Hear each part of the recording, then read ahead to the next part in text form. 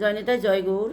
12ই জ্যৈষ্ঠ 27 মে বুধবার শ্রী পদ্মিনী একাদশী ব্রত, আর ব্রতের পালন হচ্ছে 13ই জ্যৈষ্ঠ 28 মে বৃহস্পতিবার সকাল 8:42 ভিতর। এখন পদ্মিনী একাদশীর মাহাত্ম্য বর্ণনা করছি। সার্থকগণ পুরুষোত্তম মাস বা অধিমাসকে মলমাস বলে এই মাসে সমস্ত শুভ কার্য পরিত্যাগ করে থাকেন, কিন্তু ভগবান শ্রীকৃষ্ণ এই মাসকে পারমাত্মিক মঙ্গলের জন্য অন্য সকল মাস থেকে সর্বশ্রেষ্ঠ বলে নির্ণয় করেছেন। তিনি নিজের নাম অনুসারে এই মাসের নাম পুরুষোত্তম মাস রেখেছেন।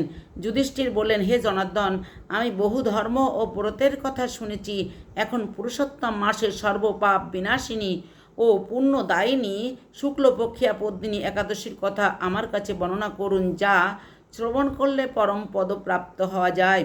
ভগবান শ্রীকৃষ্ণ বললেন, দশমীর দিন থেকেই ব্রতের শুরু হয়।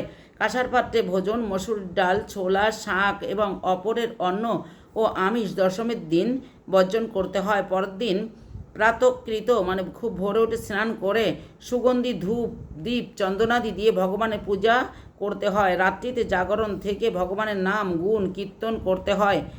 এখন এই ব্রতের একটি ইতিহাস আপনার মনোরঞ্জনের জন্য বলছি। পূর্বে পুলস্ত্য ঋষি দেবর্ষি নারদকে এই ইতিহাস বর্ণনা করেছিলেন।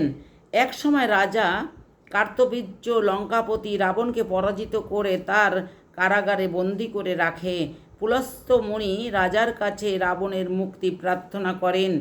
মুনির আজ্ঞায় রাজা রাবণকে মুক্তি করে দেন। এই আশ্চর্যজনক কথা শুনে নারদ পুলস্ত্য মুনিকে জিজ্ঞাসা করলেন, হে মুনিবর, ইন্দ্রসহ সকল দেবতা যেখানে রাবণের কাছে পরাজিত হয়েছে, সেখানে কিভাবে কার্তবীর্য রাবণকে পরাজিত করলো, কৃপা করে তা বলুন। পুলস্ত্য মুনি তখন নারদের কাছে কার্তবীর্যের জন্ম রহস্য বর্ণনা করেন। ত্রেতা যুগে হৈহর বংশের কৃতবীর্য নামে এক রাজা ছিলেন। মহিষ্মতিপুরে তার রাজধানী ছিল। রাজার 1000 পত্নী ছিল, কিন্তু রাজ্যভার গ্রহণের মতো কোনো পুত্র লাভ রাজার ভাগ্যে হয়নি। দেবতাদের আরাধনাতেও সুফল মেলেনি তার। অবশেষে সাধুদের আজ্ঞা অনুসারে বিভিন্ন ব্রত পালন করেন, তথাপিও রাজা ছিলেন অপুত্রক। মন্ত্রীর উপর রাজ্যভার অর্পণ করে তপস্যায় যাবেন বলে স্থির করেন রাজা কৃতবীর্য। রানী মহারাজ হরিশ্চন্দ্রের কন্যা পদ্মাবতী ছিলেন অত্যন্ত পতিব্রতা। স্বামীর সঙ্গে তিনিও তপস্যা করে মন্দার পর্বতে গমন করেন। সেখানে তারা 10,000 বছর ধরে কঠোর তপস্যা করেন, কিন্তু তবুও কৃতবীর্য পুত্র সুখে বঞ্চিতই রইলেন। রানী পদ্মিনী মহাসাধ্যই অনুসূয়াকে জিজ্ঞাসা করেন, হে সাধ্যী, পুত্র লাভের জন্য আমার স্বামী 10,000 বছর তপস্যা করেও বিফল হয়েছে। এখন যে ব্রত পালনে ভগবান প্রসন্ন হন এবং অতি শ্রেষ্ঠ পুত্র লাভ হয়, এমন কোনো উপায় বিধান করুন। পদ্মিনীর প্রার্থনায় অনুসূয়া প্রসন্ন হয়ে বললেন, 32 মাস অন্তরে এক অধিমাস বা পুরুষোত্তম মাস আসে। এই মাসে পদ্মিনী ও পরমা 2 একাদশী। এই ব্রত পালন করলে পুত্রদাতা ভগবান শীঘ্রই প্রসন্ন হবেন।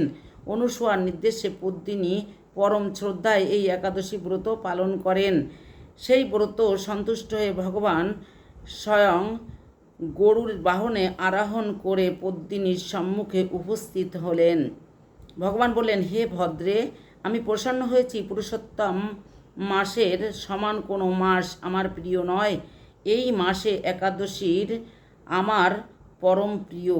তুমি সেই ব্রত যথাযথ পালন করেছ, তাই আমি তোমার ইচ্ছা অনুরূপ বর প্রদান করব। ভগবানের স্তব করে রানী বললেন, হে ভগবান, আমার স্বামীকে আপনি বরদান করুন। ভগবান তখন রাজার কাছে এসে বললেন, হে রাজেন্দ্র, আপনার অভিলষিত বর প্রার্থনা করুন। মহানন্দে রাজা বললেন, হে জগৎপতি মধুসূদন, দেবতা, মানুষ, নাগ, দৈত্য, রাক্ষস আদি কেউ তাকে পরাজিত করতে পারবে না, এমন পুত্র আমি প্রার্থনা করি। রাজার প্রার্থনা অনুসারে বরদান করে ভগবান অন্তর্হিত হলেন। রাজা পত্নীসহ নগরে ফিরে এলেন।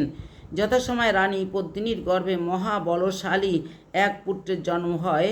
মহারাজ কৃতবীর্য পুত্রের নাম রাখেন কার্তবীর্য।